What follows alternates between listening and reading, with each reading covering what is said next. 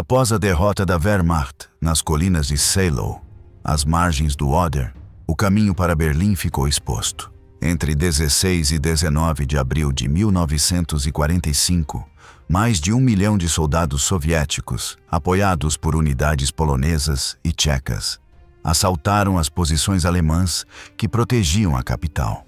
Apesar dos diques inundados e das baterias de artilharia que Heinrich Himmler chamou de o Muro do Leste, as alturas cederam após 3 dias de bombardeio esmagador e de sangrentos combates corpo a corpo. Quando os holofotes antiaéreos se apagaram e as florestas se encheram de fumaça, bandeiras vermelhas surgiram nas colinas. O cerco a Berlim fechou-se em 25 de abril. Desde então, a cidade, transformada numa ilha de ruínas entre rios e pântanos, aguardou sozinha o golpe final. Em seus porões e estações de metrô, milhões de civis, em sua maioria mulheres, crianças e idosos, ouviam o rugido dos projéteis e se perguntavam qual seria seu destino. As histórias que chegavam do leste eram arrepiantes. Na Prússia Oriental e na Silésia, refugiados falavam de uma onda de abusos e saques.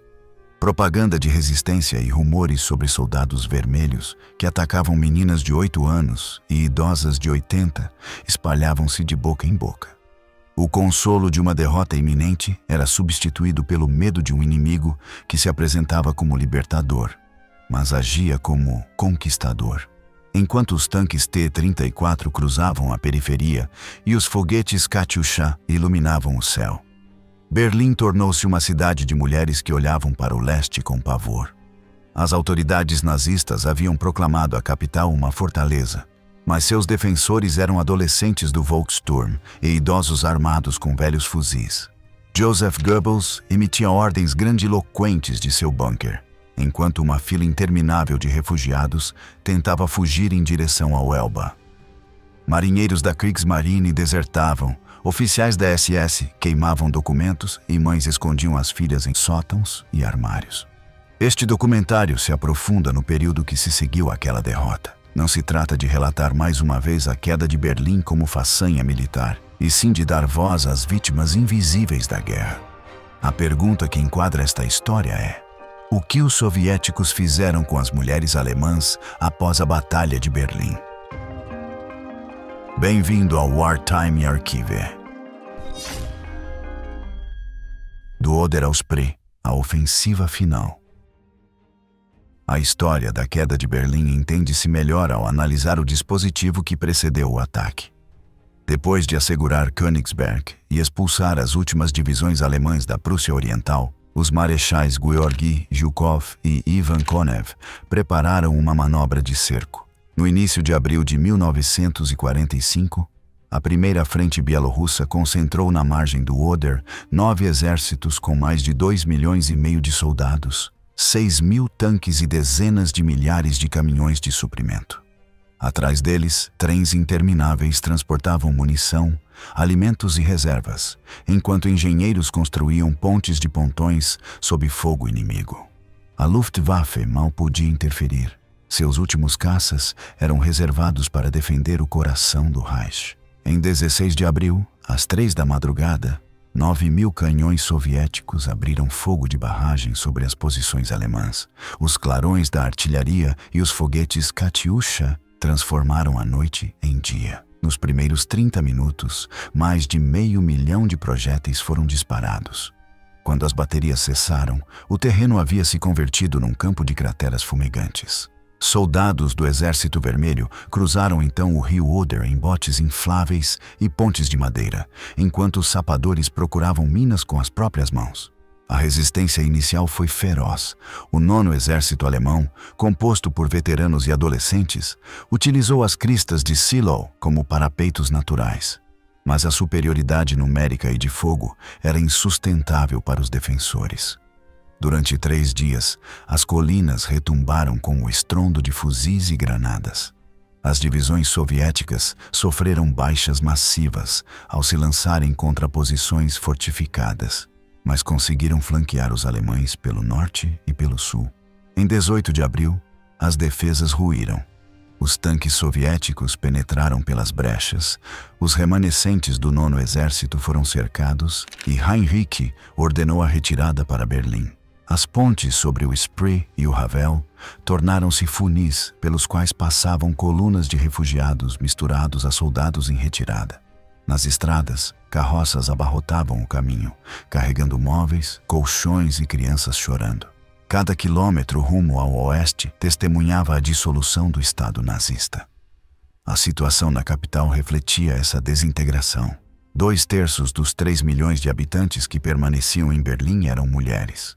Muitas haviam vivido a guerra com resignação. Trabalhavam em fábricas, atendiam hospitais ou se refugiavam em porões durante os bombardeios. Agora, com os homens ausentes, assumiam a defesa de seus lares. Goebbels ordenou à população resistir até o último cartucho, mas a maioria entendia que o desfecho era inevitável. Alguns pegaram os poucos pertences que lhes restavam e marcharam para o oeste, arrastando carrinhos de mão e bicicletas. Nas estações amontoavam-se pilhas de malas. Crianças dormiam entre mulheres exaustas e idosos se agarravam a pedaços de pão. Narrativas de refugiados que chegavam de Königsberg e Gdansk alimentavam o terror. Contavam como soldados soviéticos irrompiam em aldeias, abusavam de mulheres diante de suas famílias e fuzilavam quem tentasse defendê-las. Uma frase espalhou-se como um sussurro. We oft. Quantas vezes? Sinal de que a integridade de cada mulher já não dependia da moral, e sim da sorte. Nesse clima de medo, oficiais da SS fugiam ou se escondiam sob falsas identidades. Nos parques, membros da juventude hitlerista cavavam valas para montar barricadas. As mães os observavam com uma mistura de orgulho e desespero. A máquina do Reich desmoronava, e as famílias preparavam cartas de despedida. Alguns civis recorreram ao arsênico ou ao envenenamento por gás para evitar cair nas mãos do inimigo. Nos últimos dias de abril, os primeiros blindados soviéticos entraram nos subúrbios. Berlim, que resistira às bombas por 5 anos, transformou-se num teatro de combates casa a casa e, como veremos, no cenário de uma tragédia humana que marcou uma geração. A cidade sitiada, assalto e desonra. O avanço do Exército Vermelho sobre Berlim transformou a cidade num labirinto de escombros e medo. As colunas soviéticas entraram pelo nordeste, derrotando os defensores de Prenzlauer Berg e avançando em direção ao portão de Brandemburgo. As tropas de choque, acompanhadas por unidades mongóis e caucasianas, eram seguidas por destacamentos de retaguarda formados por batalhões de intendência, motoristas e soldados de reposição. Foi nessas unidades menos controladas que a violência se tornou epidêmica. Zakhar Agranenko, oficial e dramaturgo, anotou em seu diário que os soldados não acreditavam em encontros individuais e que abusavam em grupo, celebrando o próprio poder às gargalhadas. Outras testemunhas relataram como mulheres eram arrastadas pelas tranças e obrigadas a deitar-se na lama enquanto filas de homens se revezavam sobre elas. Comandos de algumas divisões tentaram deter os abusos. Há casos documentados de oficiais que atiraram em seus próprios homens ao flagrá-los, violentando. Mas foram gestos excepcionais que não alteraram o curso geral dos acontecimentos. Os hospitais da capital transformaram-se em abrigos improvisados para as vítimas. Médicos e freiras atendiam mulheres com lacerações, fraturas, hemorragias e mordidas. Em questão de semanas, os postos de saúde registraram dezenas de milhares de agressões. Os principais centros médicos estimaram que entre 95 mil e 130 mil mulheres foram violentadas em Berlim apenas na primavera de 1945. Número respaldado por relatos de médicos que calcularam que pelo menos 10 mil morreram em decorrência dos ataques, muitas por suicídio ou por infecções posteriores. Nas igrejas, alguns padres ouviam confissões e tentavam consolar as vítimas, mas eram incapazes de deter a violência. Os arquivos paroquiais recolhem relatos de famílias inteiras que se envenenaram juntas para evitar o ultraje. A violência não discriminou por idade nem por condição social. Meninas de 8 anos e idosas de 80 foram atacadas. A esposa grávida de um funcionário nazista recebia o mesmo tratamento que uma camponesa refugiada. Em alguns bairros, as poucas jovens que restavam tentaram disfarçar-se de homens, cortando o cabelo e cobrindo-se com roupas largas. Em outros, mães escondiam as filhas em baús ou nos vãos das paredes. As freiras de um convento em Lichtenberg penduraram um cartaz que dizia: "Aqui só há idosas e doentes", na esperança de afugentar os soldados. Ainda assim, o convento foi assaltado e várias religiosas foram violentadas. O caso de Dieter Saul, um menino de 13 anos que se lançou contra um soldado para impedir o abuso de sua mãe e foi morto a tiros, resume a impotência dos berlinenses. Ninguém estava a salvo. O padrão de agressão repetiu-se em cada distrito. Grupos de homens bêbados irrompiam nos porões onde famílias inteiras se refugiavam. Selecionavam as mulheres e as arrastavam escada acima. Muitas vezes uma mãe era violentada diante do marido ou o pai era obrigado a segurar uma lanterna. Quando terminavam, os soldados levavam relógios, anéis e garrafas de vinho. Alguns cuspiram nas vítimas ou urinaram nelas, como se a humilhação fosse parte do saque. Houve relatos de mutilações e torturas. Soldados introduziam cacetetes ou garrafas nos corpos das mulheres ou ameaçavam com granadas para obrigá-las a ficar imóveis. Um jornal britânico citou uma testemunha que viu um soldado soviético cuspir na boca de uma mulher durante o estupro, gesto que resumia a mistura de prazer e desprezo. A magnitude dos abusos aparece em centenas de diários recuperados décadas depois. Uma enfermeira judia que sobrevivera a Auschwitz escreveu que, na noite de 1º de maio, seu porão foi invadido por 12 homens que gritavam ocupação e a violentaram em turnos enquanto sua avó rezava. Outra jovem anotou que um soldado soviético cuspiu em sua boca durante a agressão, gesto que interpretou como desprezo absoluto. Uma mãe relatou que ofereceu as filhas disfarçadas de meninos para que não fossem separadas. O soldado, ao descobrir o engano, matou o filho homem e violentou a menina diante do cadáver. Esses relatos mostram a improvisação e o desespero. Cada família inventou sua própria forma de resistir, sabendo que qualquer plano podia fracassar. Nos hospitais, os médicos enfrentavam uma avalanche. Muitos profissionais haviam fugido ou morrido nos bombardeios, de modo que as clínicas improvisadas estavam superlotadas. Segundo registros internos, 90% das mulheres atendidas apresentavam algum tipo de infecção venérea. Faltavam remédios e antibióticos. Os partos eram fatais para mães infectadas ou feridas. Muitas faleceram poucas horas após dar à luz. Um médico berlinense afirmou que, das 100.000 mulheres violentadas atendidas por sua equipe, 10.000 morreram, a maioria por envenenamento intencional ou hemorragias incontroláveis. A violência não se limitou a Berlim. Nas províncias orientais da Alemanha, especialmente na Prússia Oriental, na Pomerânia e na Silésia, os ataques atingiram números ainda maiores. Historiadores estimam que mais de 1 milhão de mulheres foram violentadas nessas regiões durante a ofensiva soviética e a ocupação. Algumas foram agredidas dezenas de vezes. Há testemunhos de mulheres abusadas por 60 ou 70 soldados numa única noite. Em cidades como Danzig, Gdańsk, Breslau, Wrocław e Gdynia, soldados saquearam depósitos de álcool e entregaram-se ao que um oficial descreveu como festa de vingança. O termo reflete a percepção dos agressores. Consideravam os estupros um direito após 4 anos de guerra e fome. A situação foi agravada pela falta de polícia local ou de autoridade competente. As prefeituras estavam abandonadas e as milícias nazistas haviam se dissolvido. Na Áustria e na Hungria, o padrão se repetiu. Em Viena, entre 70.000 e 100.000 mulheres foram violentadas nos primeiros meses da ocupação. Os ataques só cessaram quando se organizou a polícia militar soviética e se impuseram patrulhas conjuntas com soldados aliados.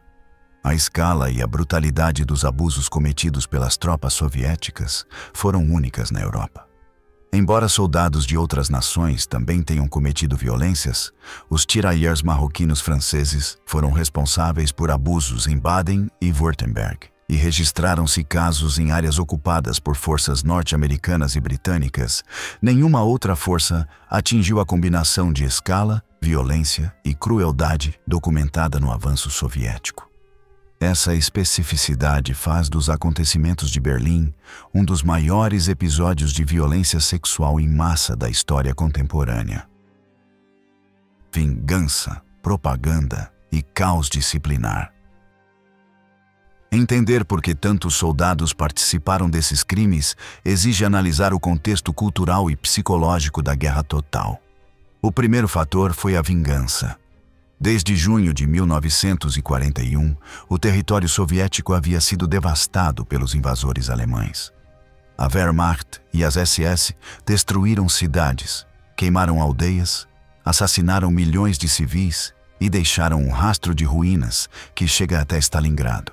Quando o Exército Vermelho iniciou a contraofensiva, milhares de soldados tinham perdido suas famílias.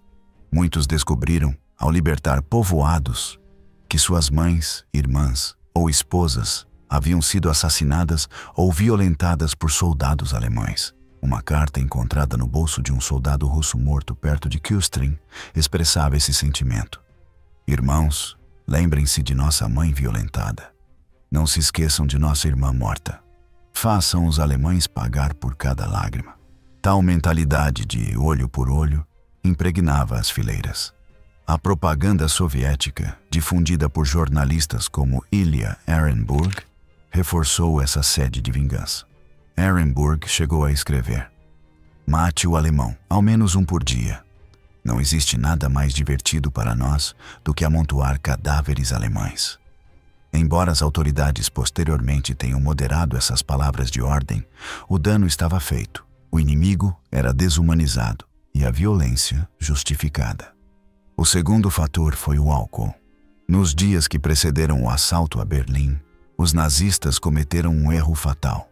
Não destruíram as adegas de bebidas nas cidades do leste. Os soldados soviéticos encontraram reservas de vodka, conhaque e vinho que excediam qualquer coisa vista em sua pátria. Testemunhas lembram que caminhões inteiros de álcool foram saqueados e consumidos em questão de horas.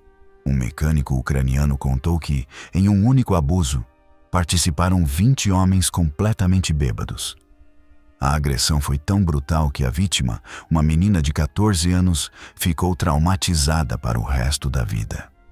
Um diário russo encontrado após a guerra lamentava que, se não tivessem encontrado tanto álcool, talvez metade dos abusos não tivesse ocorrido.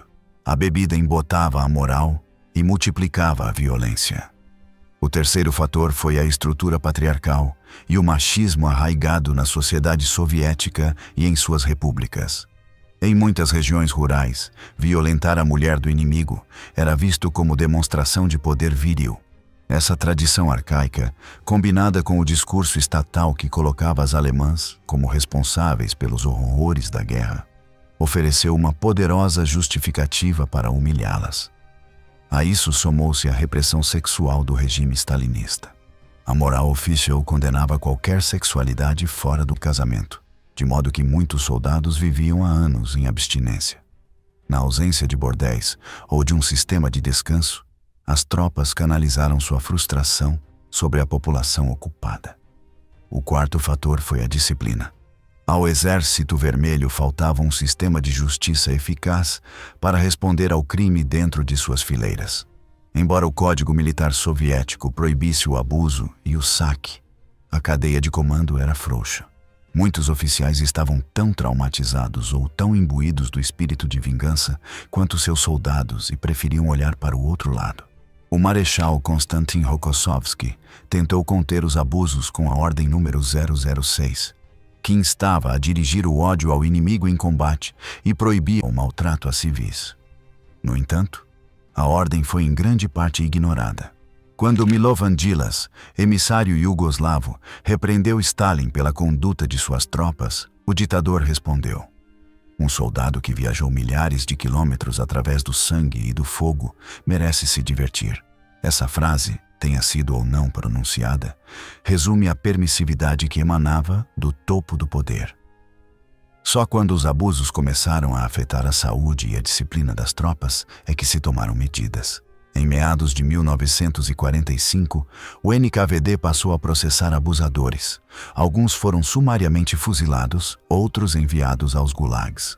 Calcula-se que pelo menos 4.148 oficiais e milhares de soldados foram condenados por crimes cometidos na Alemanha. Embora esses números sejam insignificantes em relação à magnitude dos delitos, historiadores argumentam que a maioria das punições foi aplicada quando as vítimas não eram alemãs, mas soviéticas ou polonesas. A ordem de confinar as tropas nos quartéis a partir do inverno de 1947 a 1948 foi a medida mais eficaz para reduzir a violência. Proibia o contato com civis e punia severamente os transgressores. Mas àquela altura, milhões de mulheres já haviam sido agredidas e o dano era irreparável. Pesquisadores como Norman Naimark apontaram que os abusos não foram um fenômeno homogêneo. Unidades de retaguarda, formadas por motoristas, sapadores e tropas logísticas, concentraram grande parte das agressões. Historiadores russos, como Alexander Rzheshevsky, minimizaram o alcance dessas atrocidades, argumentando que a população alemã merecia o sofrimento. Naimark sustenta que a violência foi exacerbada pela diversidade do Exército Vermelho. Cazaques, kirguizes, georgianos e armênios combatiam ao lado de russos e ucranianos e, com frequência, consideravam o saque e a violência sexual como espólio de guerra. No entanto, também existem testemunhos de soldados soviéticos que arriscaram a vida para proteger mulheres e punir agressores, demonstrando que a violência não foi unânime. É preciso destacar que nem todos os soldados participaram dos crimes. Alguns combatentes envergonharam-se de seus companheiros, ajudaram mulheres a fugir ou lhes ofereceram abrigo. Um veterano contou como seu esquadrão adotou uma menina de 10 anos, cuja família havia sido massacrada, protegendo-a até entregá-la à Cruz Vermelha. Outro relatou que, em sua companhia, não houve abusos porque seus integrantes haviam deixado namoradas em casa e lhes escreviam cartas diariamente. Essas exceções mostram que a violência não era inevitável, mas produto de um contexto específico de propaganda, trauma e ausência de controle. Reconhecer a diversidade de comportamentos não justifica a barbárie, mas ajuda a compreender sua dimensão histórica. Sobrevivência e convivência forçada. Enquanto as tropas soviéticas ocupavam bairros e aldeias, as mulheres alemãs desenvolveram estratégias para sobreviver aos abusos. A primeira foi esconder-se, nas semanas que antecederam a entrada dos soviéticos. Muitas famílias muraram porões, cavaram túneis ou construíram compartimentos secretos atrás de armários. As meninas cortaram o cabelo, sujaram o rosto com fuligem e usaram roupas masculinas para se confundirem com meninos. Algumas freiras disfarçaram internas de seus hospitais com hábitos para fazê-las passar por religiosas. Esse camuflado salvou algumas, mas não a maioria. Quando os soldados começaram a revistar casa por casa, os esconderijos foram descobertos. A segunda estratégia foi a proteção individual. Mulheres de todas as classes sociais ofereciam-se a um único soldado para evitar abusos em grupo. Escolhiam alguém que consideravam menos brutal, preparavam-lhe a comida, compartilhavam a cama e, em troca, recebiam alimento e certa proteção contra outros homens. Diários da época narram como essas relações passavam da coerção à dependência. Algumas mulheres desenvolviam afeto por seus protetores e sentiam ciúmes quando eles se ausentavam. Outros soldados desejavam que suas parceiras alemãs os acompanhassem de volta à União Soviética. Essas esposas de ocupação foram toleradas a princípio, mas logo se tornaram um problema para o comando soviético, que via a disciplina diluir-se em suas fileiras. Quando, em 1948, ordenou-se que as tropas recolhessem-se aos quartéis, muitos desses vínculos romperam-se abruptamente, deixando as mulheres com filhos que jamais conheceriam seus pais. Um terceiro mecanismo foi o escambo. Com os armazéns destruídos e o abastecimento de alimentos em colapso, o sexo converteu-se em moeda de troca. Os soldados pagavam com latas de carne, chocolate, sabão ou cigarros. As mulheres precisavam desses produtos para alimentar suas famílias. A fronteira entre abuso e prostituição se desfocou. Aceitar uma troca era, às vezes, uma forma de salvar a vida. Nas praças de Neukölln e Moabit, surgiram mercados informais onde se negociavam relações. Um pacote de café podia comprar uma noite de segurança. As crônicas da época registram a história de uma jovem que entregou seus sapatos para obter um antibiótico que salvou sua mãe doente. O escambo permitiu a sobrevivência de algumas, mas também alimentou a dependência em relação aos ocupantes. Em paralelo, surgiram redes de solidariedade entre mulheres. Vizinhas organizaram turnos de vigilância noturna. Uma batia no cano quando via soldados se aproximarem, e todas corriam para o abrigo mais próximo. Em alguns bairros criaram-se códigos. 3 batidas significavam refugie-se. 4 entraram no prédio. As mulheres mais velhas, menos desejadas, apresentavam-se voluntariamente aos soldados para salvar as mais jovens. Igrejas e conventos serviram de refúgio, apesar de terem sido assaltados em várias ocasiões. Em hospitais, enfermeiras formavam círculos ao redor das pacientes para protegê-las. Essas ações mostraram que, mesmo no auge do desespero, havia espaço para solidariedade e resistência. O quarto modo de sobrevivência foi a mobilidade. Milhares de mulheres decidiram abandonar Berlim antes ou durante os combates. Caminharam centenas de quilômetros rumo ao oeste com seus filhos, atravessando rios gelados e campos minados. Muitas foram capturadas por patrulhas soviéticas ou morreram em bombardeios. Mas um número significativo conseguiu alcançar zonas controladas pelos aliados ocidentais, como Magdeburgo ou Hanover, onde a violência foi menor. Essas fugas demonstram que nem todas as vítimas foram passivas. Algumas escolheram arriscar-se por rotas incertas para evitar o abuso. A convivência forçada também deixou sequelas emocionais complexas. Em alguns lares, o soldado designado acabava por prover sustento e defender a família de outros soviéticos. As mulheres desenvolviam relações ambivalentes que alternavam gratidão e medo. Ao partir, algumas sofreram uma espécie de luto. Haviam dependido do agressor para sobreviver e agora ficavam desamparadas. Essas conexões enevoaram os juízos morais posteriores. A fronteira entre vítima e colaboradora tornou-se difícil de traçar para a sociedade alemã. As mulheres desenvolveram códigos de alarme cada vez mais sofisticados. Algumas cravavam colheres nas janelas para que vibrassem ao menor golpe. Outras penduravam sininhos nas portas e revezavam-se na vigilância. Numa rua de Pankow, as vizinhas combinaram que 3 batidas na parede significavam que os soldados se aproximavam. A resposta era imediata. As jovens corriam para os sótãos e as mais velhas fingiam desmaios para distrair. O clero desempenhou um papel ambíguo. Algumas paróquias esconderam mulheres entre os bancos, enquanto outras temiam a vingança soviética. Surgiram os chamados casamentos de ocupação. Um soldado instalava-se numa casa em troca de proteção e comida. Esses vínculos, nascidos da coerção, tornaram-se complexos quando as mulheres passaram a depender de seus agressores para sobreviver. A solidariedade envolveu também médicos e parteiras que praticaram abortos clandestinos. Uma ginecologista da clínica Charité documentou mais de 200 procedimentos em segredo. Seu trabalho evitou milhares de mortes e permaneceu em silêncio por décadas. Apesar da criatividade dessas estratégias, nenhuma podia proteger totalmente do trauma. A lembrança das botas subindo escadas, do cheiro de álcool e dos gritos das vizinhas ficou gravada na memória coletiva. Muitas mulheres guardaram silêncio por décadas. Outras escreveram diários que esconderam sob as tábuas do piso. Esses escritos, recuperados anos mais tarde, permitem compreender a dimensão humana do horror e oferecem um testemunho insubstituível da resistência cotidiana diante da brutalidade.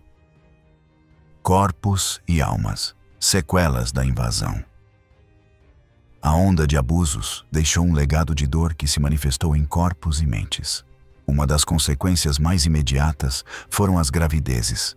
Estima-se que centenas de milhares de mulheres tenham ficado grávidas após as agressões.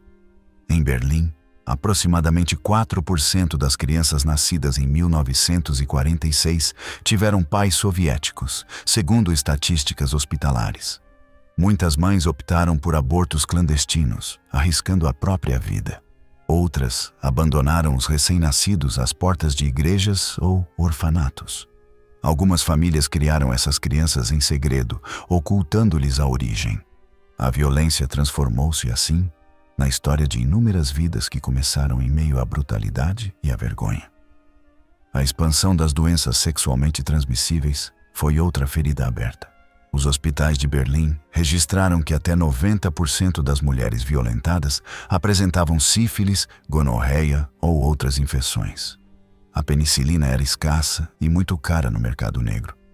Muitas não conseguiram acesso a ela e sofreram complicações para o resto da vida. Os médicos apontaram que milhares de mulheres morreram por infecções pós-operatórias, após abortos inseguros ou por envenenamento, depois de ingerirem produtos tóxicos para interromper a gestação.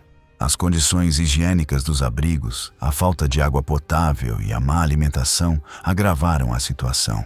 As autoridades soviéticas, preocupadas com a propagação de doenças entre as próprias tropas, começaram a controlar as prostitutas e a confinar soldados doentes. Mas essas medidas chegaram tarde. O trauma psicológico foi talvez a consequência mais duradoura. Muitas vítimas sofreram de estresse pós-traumático, pesadelos e ataques de pânico. Numa época em que a psicologia era vista com desconfiança, a maioria guardou as lembranças em silêncio. Calcula-se que 10% das mulheres violentadas em Berlim tenha cometido suicídio. Outras buscaram refúgio na religião ou no álcool. Algumas desenvolveram aversão ao sexo e não voltaram a ter intimidade com os maridos. Outras não conseguiram aceitar os filhos nascidos da violência. O estigma social era tão forte que muitas vítimas nunca contaram a experiência à própria família. Ao tentar falar, eram acusadas de exagero ou culpadas por ter provocado os soldados. As sequelas não se limitaram à saúde individual. A violência de 1945 deixou um vazio geracional. Milhares de homens sentiram-se humilhados por não terem protegido esposas, irmãs ou filhas. Alguns reagiram com violência doméstica, outros abandonaram a família. A desconfiança entre gêneros aumentou. Em zonas rurais, as mulheres violentadas eram rejeitadas pelas comunidades e perdiam oportunidades de casamento.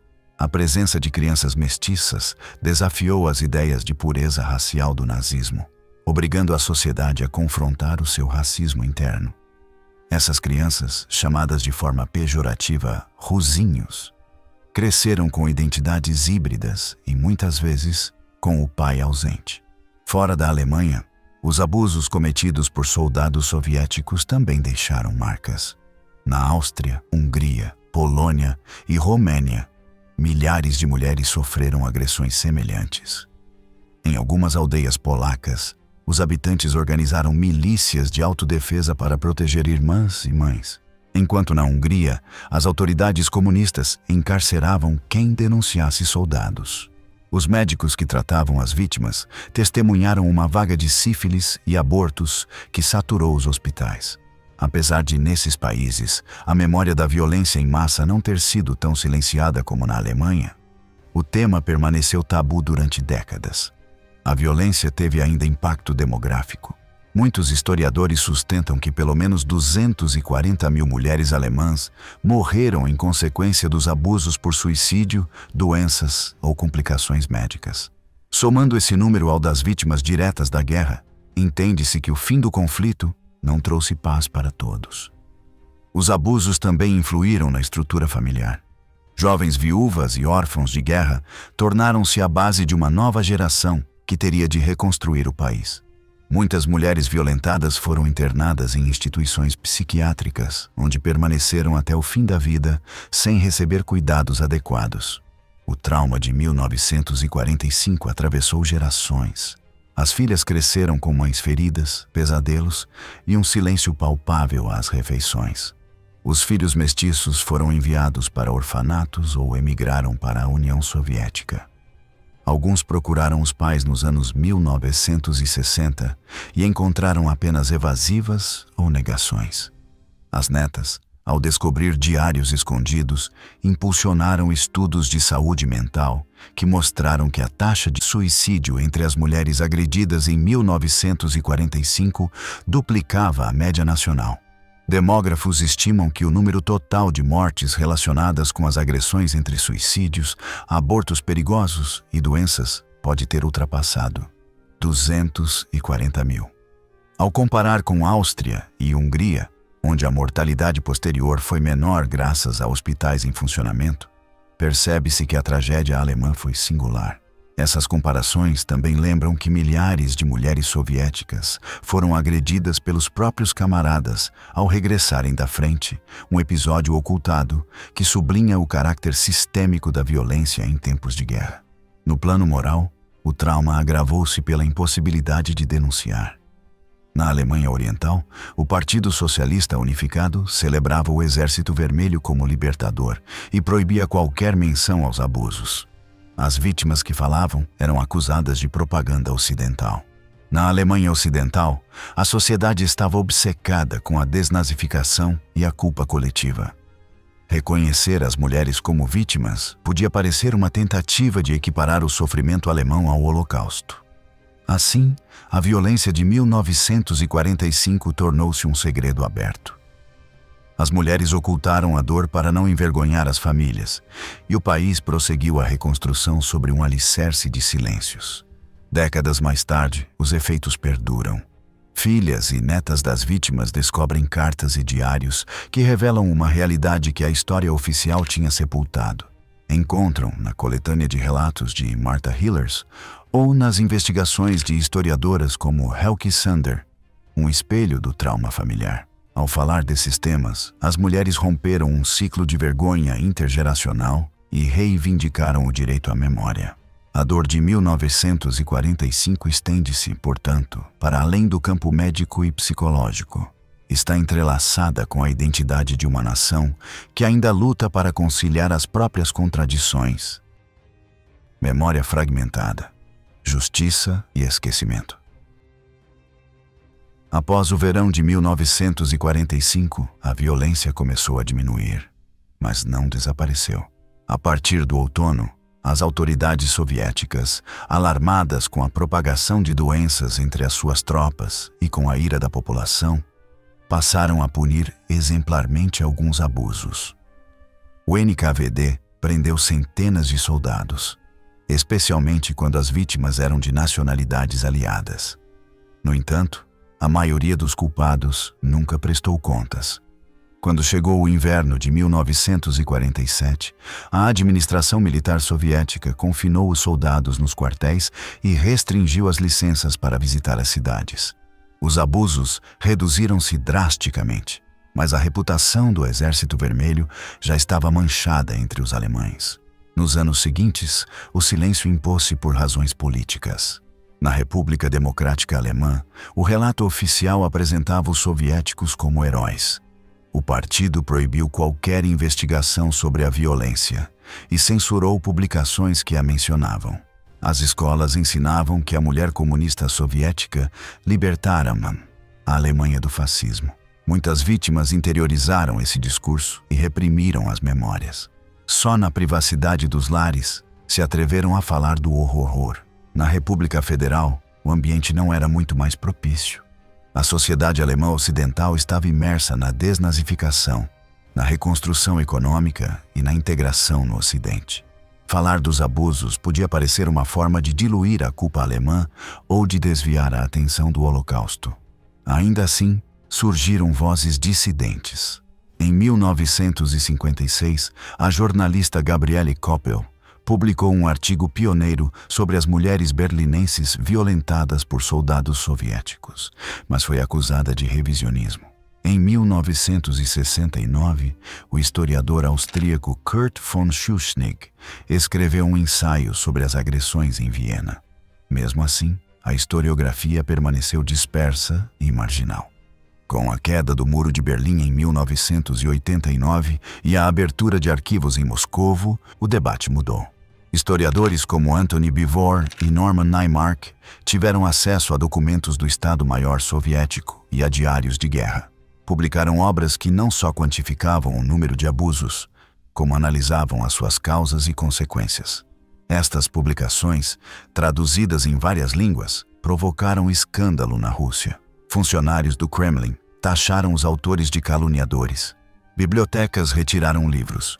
Editoras soviéticas recusaram publicar as traduções. Fora da Rússia, porém, as investigações foram reconhecidas e contribuíram para um debate mais amplo sobre a violência na guerra.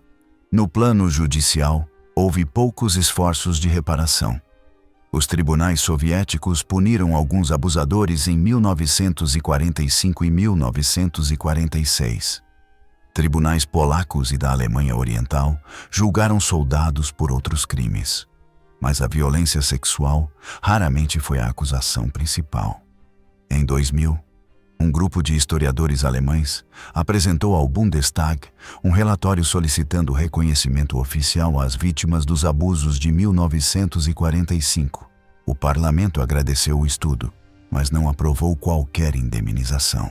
Em 2006, o Tribunal Europeu dos Direitos Humanos rejeitou uma ação coletiva de descendentes que exigiam compensação à Rússia, argumentando que os factos haviam prescrito. Apesar da escassez de julgamentos, a memória encontrou outros caminhos. O Diário Anônimo. Uma Mulher em Berlim, escrito por Martha Hillers, foi publicado nos Estados Unidos em 1955 e duramente criticado na Alemanha por apresentar as alemãs como vítimas. Só após a sua republicação em 2003 e a adaptação cinematográfica em 2008, a obra foi reconhecida como testemunho valioso. Na Rússia, a escritora Svetlana Alexievich entrevistou veteranas do Exército Vermelho, que descreveram a violência dos próprios camaradas no livro A Guerra Não Tem Rosto de Mulher. Estas vozes mostram que também houve soviéticos horrorizados com o que viram e ouviram. Atualmente, museus e institutos de memória em Berlim organizam exposições sobre os abusos de 1945. Documentam cartas, fotografias e testemunhos orais. Nas escolas alemãs, o tema é discutido nas aulas de história contemporânea. Algumas organizações feministas criaram espaços para que sobreviventes partilhem as suas experiências. O debate, contudo, continua dividido. Na Rússia, muitos consideram que denunciar os abusos é insultar os heróis da Grande Guerra Patriótica. Na Polônia e nos países bálticos, os acontecimentos são lembrados como parte da opressão soviética. A Alemanha, por sua vez, tenta equilibrar a memória da sua culpa com o reconhecimento do sofrimento dos seus próprios cidadãos. O legado dos abusos do Exército Vermelho após a Batalha de Berlim é, portanto, fragmentado. Não há monumentos oficiais que recordem as mulheres violentadas, nem julgamentos que lhes tenham restituído a honra. A sua história vive em livros, cartas e relatos transmitidos nas famílias. A pergunta, o que fizeram os soviéticos às mulheres alemãs após a Batalha de Berlim, não tem uma resposta única, mas convida a reconhecer que, por detrás da legítima celebração da vitória sobre o nazismo, houve um crime maciço e sistemático. Ao relatar estas histórias com objetividade e sem morbidez, honra-se as vítimas e contribui-se para que, em futuras guerras, a violência não se esconda por trás de hinos e bandeiras.